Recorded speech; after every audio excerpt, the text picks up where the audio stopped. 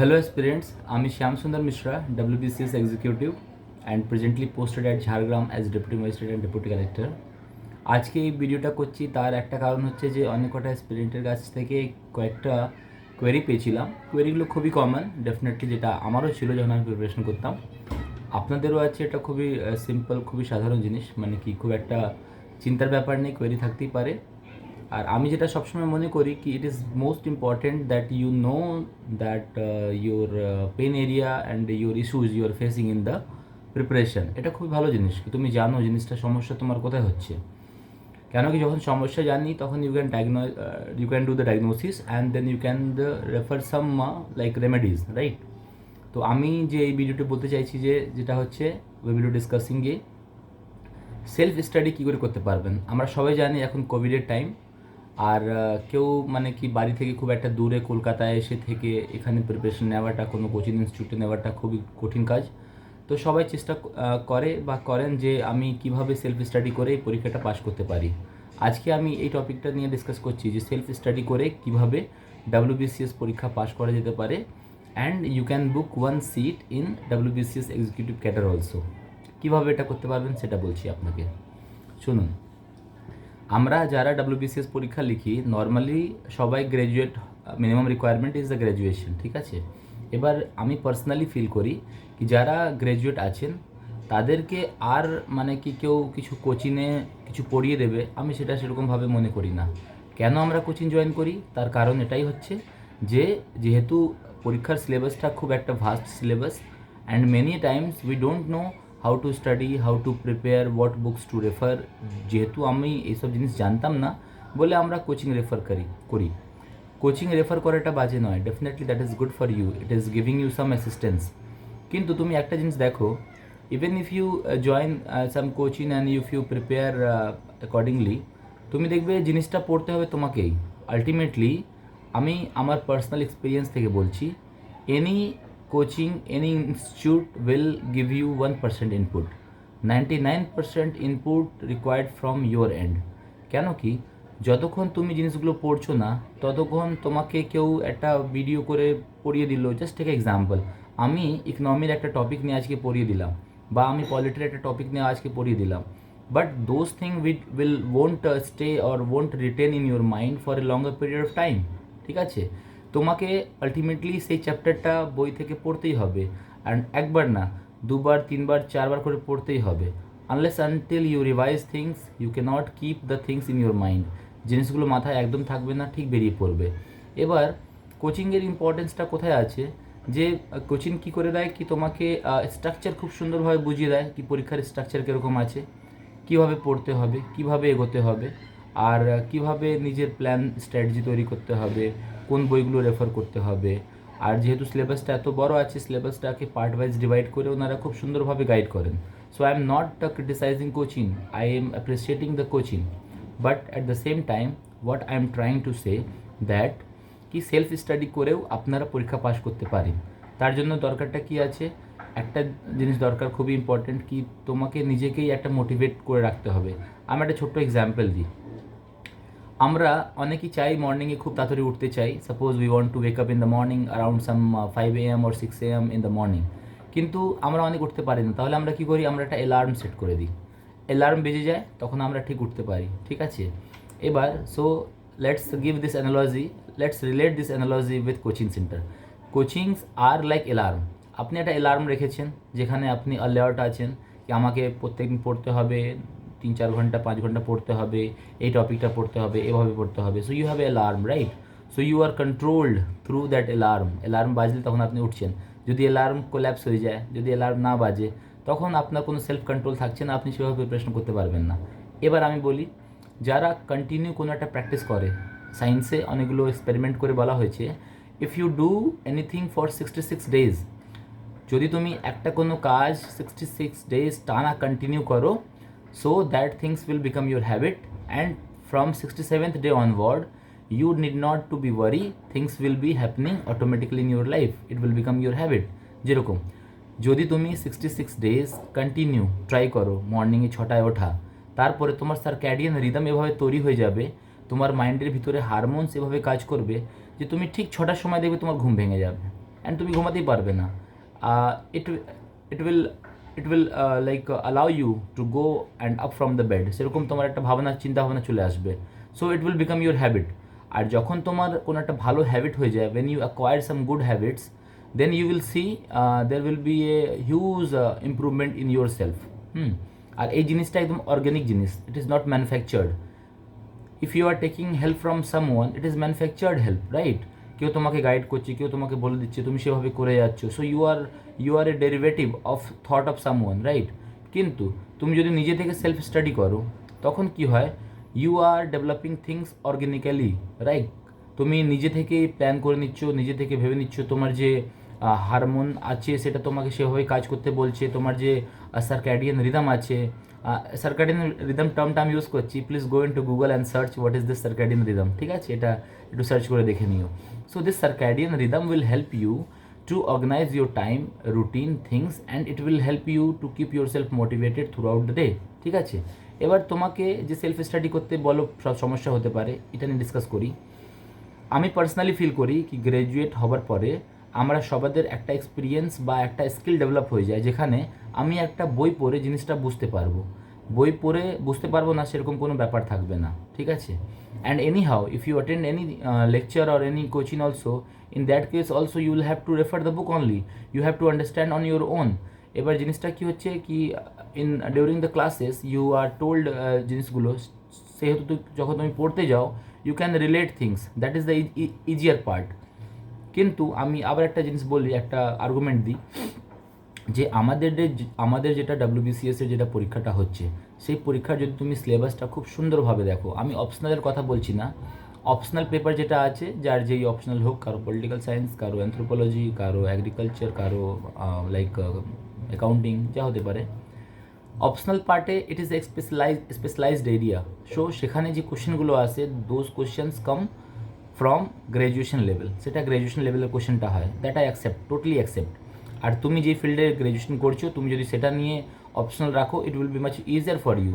Even if you want to change your optional, you can change it, you will have to study the optional for what the people at graduation level they have studied, সেই জিনিসটা তোমাকে পড়ে নিতে হবে।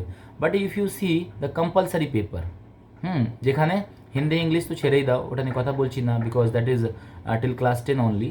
তারপরে যে আমাদের মানে কি জিএস, মানে GS 1 2 3, মানে পেপার 3 4 5 6, এই পার্টটা তুমি দেখো, যদি the syllabus is not going beyond class 10, ওকে?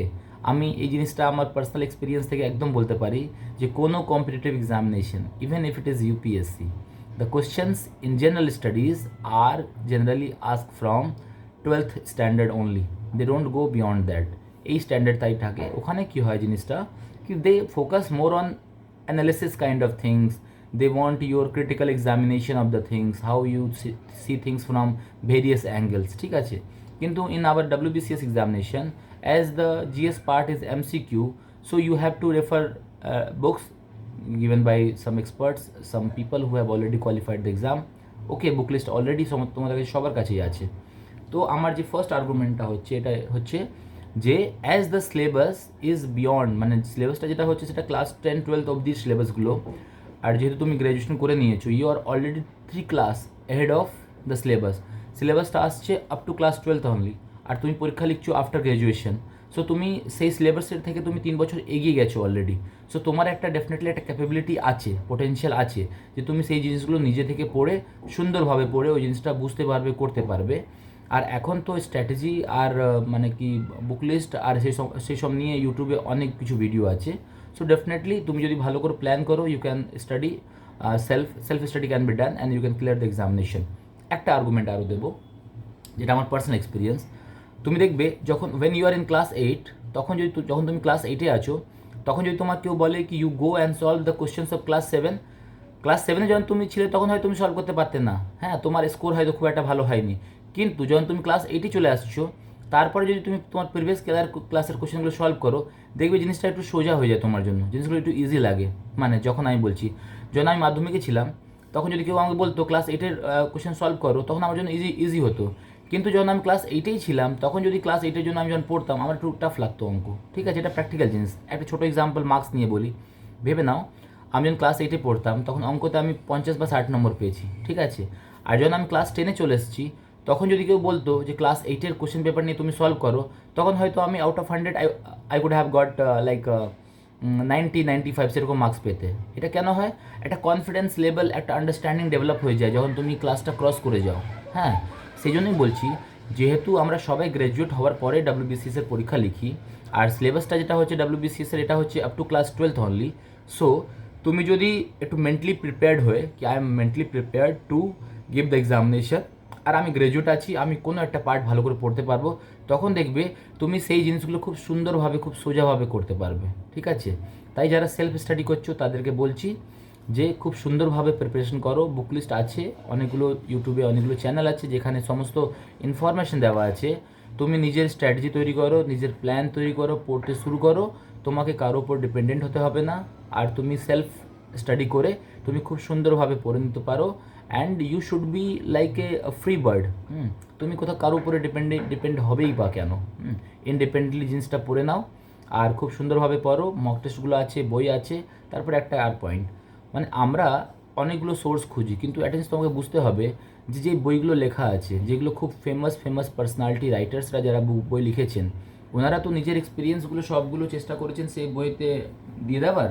হ্যাঁ, তাহলে যখন আমাদের কাছে এত স্ট্যান্ডার্ড বুকস আছে, তারপরে আমি মনে করি না কি আমি তোমাকে কিছু পড়াতে পারি। ভেবে নাও, জাস্ট একটা এক্সাম্পল দিচ্ছি, যদি রমেশ সিং ইকোনমি নিয়ে একটা কোনো চ্যাপ্টার লিখেছেন, বা নিতিন সিংহানিয়া স্যারের যদি ইকোনমি নিয়ে একটা কোনো চ্যাপ্টার আছে in a particular book, so that content is itself sufficient for you.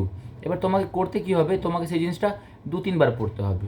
এবার একটা কথা আরও বলি, তুমি যদি কোনো মানে ইউটিউব দেখে, কোনো চ্যানেল দেখে বা কোনো লেকচার অ্যাটেন্ড করে যদি তুমি পড়াশোনা করো, তখন কী হয়? তোমার আন্ডারস্ট্যান্ডিংটা লিমিটেড হয়ে যায়। কেন লিমিটেড হয়? ভেবে নাও, আমি একটা ইকোনমির চ্যাপ্টার পড়ছি, পরে আমি তোমাকে একটা এক্সপ্লেন করছি। সো যদি 100% চ্যাপ্টারে আছে, আমি ওখান থেকে কত গেন করতে পারবো? 50 বা 60% বা 70%। সেই 70% থেকে ভেবে নাও আমি তোমাকে 70 বা 80% ডেলিভারি করলাম। So you are getting 70%, 80% of 70% means you are getting 56% content only. এবার তুমি যদি নিজেই সেই বইটা পড়তে, তুমি হয়তো out of 100 you would have got 70 or 80% of understanding. তো তোমাকে এই জিনিসটা বুঝতে হবে সবসময় কি you always try to study the raw material, একদম র জিনিসটা যেটা আছে। এবার তুমি যদি কোনো একটা ভিডিও দেখে পড়ছো বা কোনো একটা কোচিংয়ে পড়ছো, ওখানে সমস্যা ছোট্ট করে কী হয়, র ম্যাটেরিয়াল ওটা কেউ পড়ে ওটা একটা জিস্ট তৈরি করে নেয়, আর তোমাকে আমি ভেবে নাও আমি একটা র ম্যাটেরিয়াল পড়ে আমি একটা জিস্ট তৈরি করলাম, আর এই জিস্টটা আমি তোমাকে এখন পড়াচ্ছি। So what is happening, you are only going through whatever gist is told to you. তোমাকে যেই জিস্টটা শুধু বলা হচ্ছে তুমি সেই জিনিসটা বুঝতে পারছো, তুমি সমস্ত পিকচারটা বুঝতে পারছো না। You are unable to see the larger picture. Okay, I always request you, you must go through the raw materials, books, textbook. There is no replacement for any textbook. Text বুকের কোনো রিপ্লেসমেন্ট নেই, কোনো video নেই, কোনো coaching নেই, কিছু নেই। And ultimately যখন আমরা বলি রিভাইজ করতে হবে, তুমি দেখবে তুমি একটা কোনো কোচিংয়ের বা কোনো একটা জিনিসে তুমি রিভিশন করতে পারবো না, তুমি একটাই ভিডিও 4-5 বার দেখতে পারবে না। But when it is about the book, you can study the book. কেন সেই জিনিসটা কেন হয়? বইতে জিনিসগুলো একটা ফ্লো মেনটেন থাকে, একটা গল্পরভাবে সুন্দরভাবে একটা জিনিসটা এক্সপ্লেন করা হয়, তাই কন্টেন্টটা একটু বাল্কি হয়। কেন কি জিনিসটা স্ট্রিম লাইন করা হয়েছে, জিনিসটা একটা গল্পভাবে তৈরি করা হয়েছে। ঠিক আছে? কিন্তু যদি আমাকে বলো পড়াতে ইকোনমির কোনো একটা চ্যাপ্টার, ব্যাঙ্কিংয়ে একটা চ্যাপ্টার, রেপো রেট বা সিআরআর বা এসএলআর, আমি কী করবো? ওই জিনিসটা পড়ে নেবো সুন্দরভাবে, গল্পগুলো সব বুঝে নেবো, তারপর আমি তোমাকে জাস্ট একটা একটা কী বলবো, জিস্ট বলবো, মানে তার একটা হয়তো 5% বলছি বা 10% বলছি যেটা আমি পড়েছি। সো তুমি এগিয়ে যাচ্ছ মাত্র এই 10% বা 5% নিয়ে। That is very much ডিট্রিমেন্টাল, and that is the reason most of us R unable two clear the examination. এই জিনিসটা একদম ক্লিয়ারলি বুঝবে আমরা এক্সাম কেন ক্লিয়ার করতে পারি না অনেক সময়। তার কারণটা এটাই হচ্ছে, মোস্ট অফ দ্য টাইম আমরা ডিপেন্ডেন্ট হয়ে যাই যে ভিডিওগুলো, যে লেকচারগুলো বিভিন্ন বিভিন্ন জায়গায় পড়ানো হচ্ছে তার উপরে। এবার কি হয়, যে জিনিসটা পড়ানো হচ্ছে ও তো নিজের একটা অভিজ্ঞতা নিয়ে, এক্সপিরিয়েন্স নিয়ে ওখান থেকে যেই জিনিসটা সামারি বার করতে পেরেছে, সেই সামারিটা তোমাকে বলে দিচ্ছি, কিন্তু you are unable to get the entire perspective. ছোট্ট এক্সাম্পল দিই, ভেবে নাও এখন দেখবে অনেকগুলো চ্যানেলে দ্য হিন্দুর খুব সুন্দরভাবে অ্যানালিসিস করা আছে। ঠিক আছে, ওটা ভালো, it is good, analysis are good, I am not talking anything about the analysis. এবার দ্য হিন্দুর একটা কোনো একটা এডিটোরিয়াল পেজ পড়ে কেউ তোমাকে 4টে লাইন বলে দিল কি হ্যাঁ এই এডিটোরিয়ালে এই জিনিস দেওয়া আছে, তুমি শুনে নিলে, তুমি বুঝে নিলে, কিন্তু তোমার মাইন্ড প্রসেসিং করবে না ওই জিনিসটা। কেন? তুমি ওই জিস্ট পেলে, you got to know about only the gist in the editorial, কিন্তু তুমি যদি সেই এডিটোরিয়ালটা 10-15 মিনিট টাইম দিয়ে পড়ে নাও ভালো করে, ওখানে তুমি একটা লার্জার পার্সপেক্টিভ দিয়ে বুঝতে পারবে। তুমি বুঝতে পারবে এই জিনিসটা বলা হয়েছে, কেন বলা হয়েছে, কী কারণ আছে, সেভাবে তুমি বুঝে শুনে তোমার একটা ডেভেলপমেন্ট হবে তোমার মাইন্ডের। And when you are going to answer the questions, তখন দেখবে তুমি খুবই সহজভাবে কোয়েশ্চেনগুলো আনসার করতে পারবে। So I would always request you যে সেলফ স্টাডি করো। You are much competent, you are much developed, তুমি গ্র্যাজুয়েট হয়ে গেছো বা গ্র্যাজুয়েশনে আছো, আর সিলেবাসটা যেহেতু মাধ্যমিক উচ্চ মাধ্যমিক পর্যন্তই আছে, তুমি নিজেদের খুব সুন্দরভাবে প্রিপেয়ার করতে পারো। আর সবসময় র ম্যাটেরিয়াল থেকে পড়ো, বই থেকে পড়ো। আমি কিছু একটা বলে দিলাম, তুমি ওটা পড়লে, ওটাই শুধু বুঝে নিলে, that will not going to help you. But yes, what I can contribute or what the others people are contributing is they can tell you what to study, how to study, and how to go about this examination. That is important because many a times আমরা জানি না কিভাবে এগোবো, কিভাবে plan করে নেবো। সেই জিনিসটা definitely very helpful, but 99% is your contribution. Only 1% is the contribution of any institute, any coaching, anybody else. তোমাকেই খাটতে হবে, তোমাকেই পড়তে হবে, তোমাকেই রিভিশন করতে হবে, তোমাকেই মক টেস্ট পরীক্ষা দিতে হবে, আর পরীক্ষা হলে বসে তোমাকেই পরীক্ষা দিতে হবে। So you are the key person, you are the hero here. So be the hero of your life and give your best shot. Okay, thank you so much.